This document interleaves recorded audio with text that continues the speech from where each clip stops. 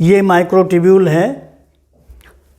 The largest of the cytoskeletal elements, the hollow tubes about 25 nm in diameter, each composed of a ring of 13 protofilaments. This one is the protofilaments. Globular proteins consisting of dimers of alpha and beta tubulin subunits. They polymerize to form the 13 protofilaments. The protofilaments are arranged side by side around a central core, that is the lumen. lumen के core के चारों तरफ ये arrange रहते हैं side by side.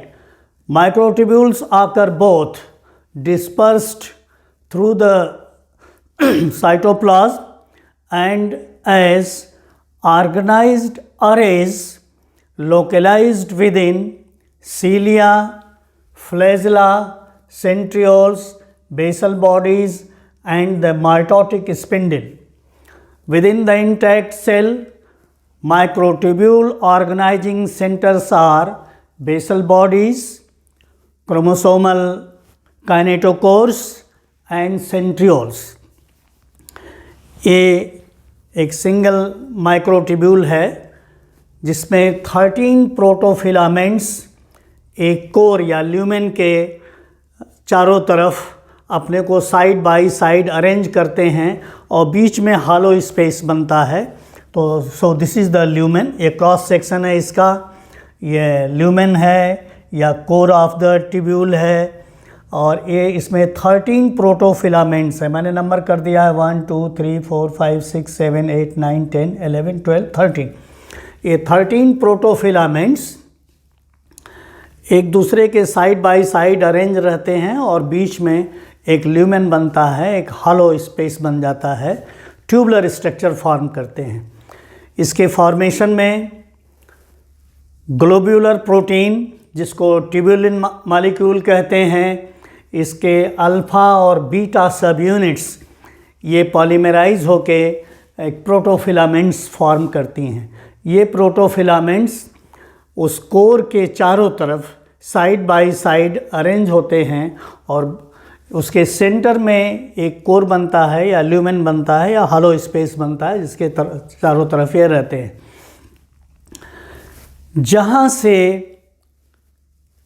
प्रोटोफिलामेंट्स का formation start होता है वो माइनस एंड बनता है और जिधर को फॉर्मेशन जाता है, प्रोटोफिलामेंट का फॉर्मेशन जिसकी तरफ जाता है उसको प्लस एंड डिनोट करते हैं. तो साइटोप्लाज्म में, सेल के साइटोप्लाज्म में सेंट्रोसोम पाया जाता है और सेंट्रोसोम में 2 सेंट्रियोल्स होते हैं. तो सेंट्रियोल्स जो हैं वो माइक्रोट्यूब्यूल्स के न्यूक्लिएटिंग सेंटर्स होते हैं. ये देखिए 1 2 3 4 5 6 7 8 9 इस तरह से ये रहेंगे सेंट्रियोल्स. और इसके राइट एंगल पर 1 2 3 4 5 6 7 8 9 इस तरह से ये सेंट्रियोल्स होते हैं और यहाँ से ये रेडिएट करते हैं सेल की पेरीफेरी की तरफ. ऐसे ऐसे ये माइक्रोट्यूब्यूल्स जो हैं रेडिएट करेंगे. तो सेल की पेरीफेरी की तरफ तो प्लस एंड बनेगा, सेल की पेरीफेरी की तरफ प्लस एंड बनेगा और जहाँ पर सेंट्रियोल से ये न्यूक्लिएट होना स्टार्ट होंगे यहाँ पर माइनस एंड बनेगा. तो जहाँ से स्टार्टिंग होती है माइक्रोट्यूब्यूल्स फॉर्मेशन की वो माइनस एंड होता है और पेरीफेरी की तरफ जिधर की तरफ जाता है वो प्लस एंड कहा जाता है माइक्रोट्यूब्यूल का. माइक्रोट्यूब्यूल्स की एक लिविंग सेल में जो हाफ लाइफ पीरियड है वो 10 मिनट्स है और एक डिवाइडिंग एनिमल सेल में माइक्रोट्यूब्यूल्स की जो हाफ लाइफ है वो 20 सेकेंड्स है। इनका पॉलीमराइजेशन और डीपॉलीमराइजेशन, असेंबली और डिसअसेंबली कंटिन्यूसली चलती रहती है। ये बिल्कुल स्टेबल स्ट्रक्चर्स नहीं बनाते हैं। ये स्टेबल स्ट्रक्चर्स फॉर्म करते हैं सीलिया और फ्लैजेला में, जहाँ पर कि वो एक परमानेंट बंडल के रूप में सीलिया और फ्लैजेला में पड़े रहते हैं। ये सीलिया और यूकैरियोटिक सीलिया और फ्लैजेला प्रोकैरियोटिक सीलिया और फ्लैजेला से डिफरेंट होता है। यह बैक्टीरियल फ्लैजेला से बिल्कुल डिफरेंट स्ट्रक्चर होता है। प्रोकैरियोट्स में साइटोस्केलेटन पाया ही नहीं जाता है, तो उसका स्ट्रक्चर बिल्कुल डिफरेंट है। और यूकैरियोटिक सेल का सीलिया और फ्लैजेला का जो स्ट्रक्चर है वो टोटली डिफरेंट है, क्योंकि यूकैरियोटिक सेल्स का ये एक साइटोस्केलेटन जो है वो इन्वेंशन है, प्रोकैरियोट्स में पाया ही नहीं जाता है। माइक्रोट्यूब्यूल्स जो हैं वो अकेले फंक्शन नहीं करते हैं। They can not function alone, but they function with the help of other proteins.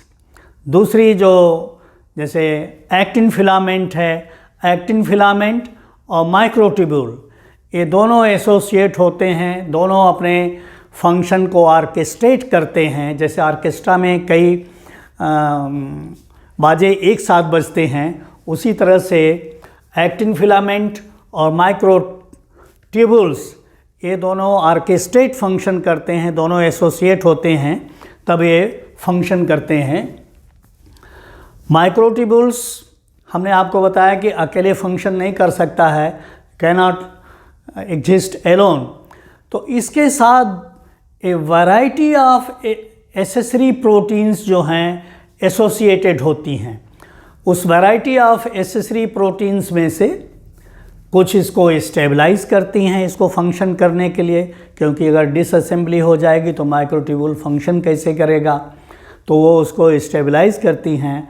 और कुछ accessory proteins other cytoskeleton filament से उसको अटैच करती हैं, तब जाके माइक्रोट्यूब्यूल्स जो हैं वो सेल के अंदर फंक्शन करते हैं। तो ये माइक्रोट्यूब्यूल्स एक तरह से सेल के अंदर ट्रैक का फंक्शन करते हैं। जैसे ट्रैक पर मोटर्स दौड़ती है, रेल अपने ट्रैक पर चलती है, उसी तरह से सेल के अंदर जो मटेरियल्स हैं, जो वेसिकल्स हैं, जो ऑर्गेनेल्स हैं, जो साइटोप्लाज्मिक कंपोनेंट्स हैं, वो उस ट्रैक पर एक जगह से दूसरे जगह को जाते रहते हैं।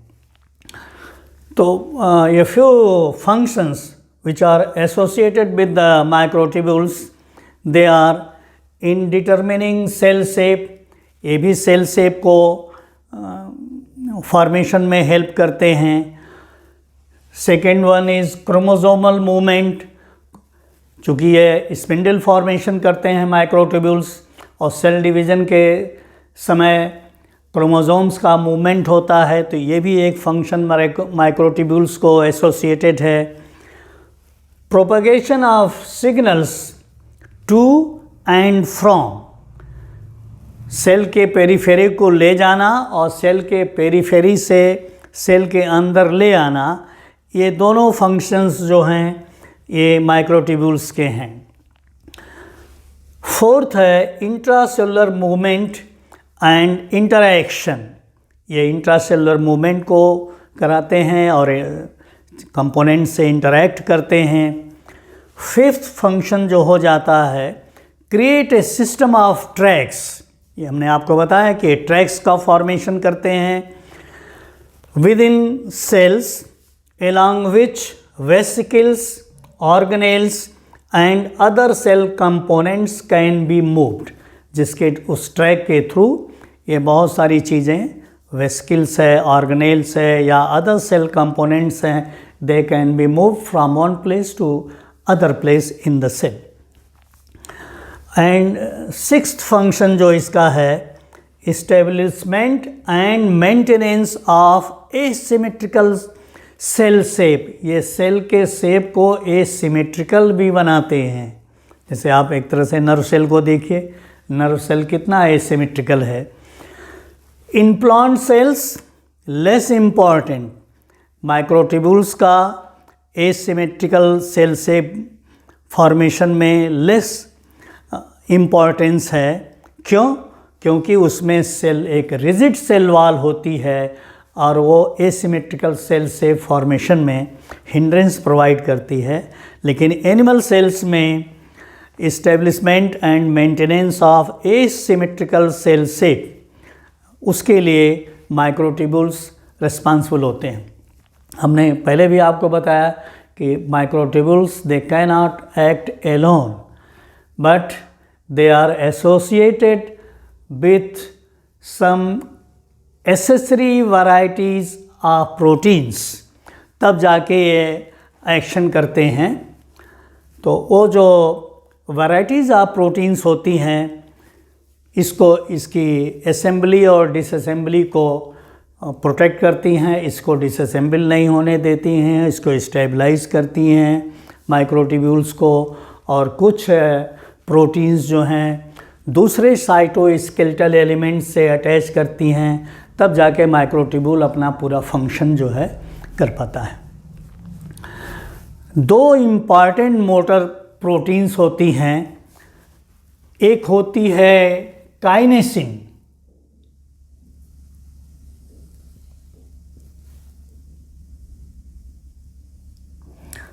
काइनेसिन जो है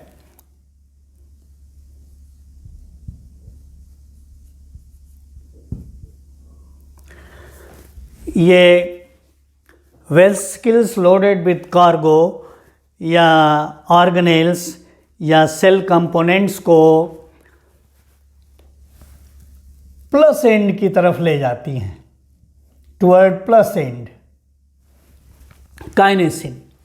और एक दूसरी मोटर प्रोटीन होती है जिसको कहते हैं डायनिन।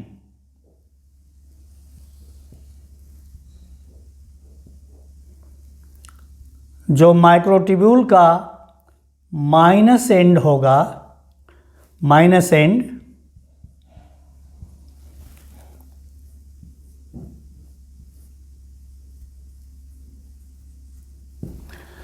दूसरी प्रोटीन जिसको कहते हैं डायनिन प्रोटीन, ये भी एक मोटर प्रोटीन है और ये मटेरियल्स को, वेसिकल्स को या सेल कंपोनेंट्स को, जो vesicles which are loaded with cargo, उनको जो है वो माइनस एंड की तरफ वो मोटर प्रोटीन्स कैरी करती हैं, ट्रांसपोर्ट करती हैं एक जगह से दूसरी जगह।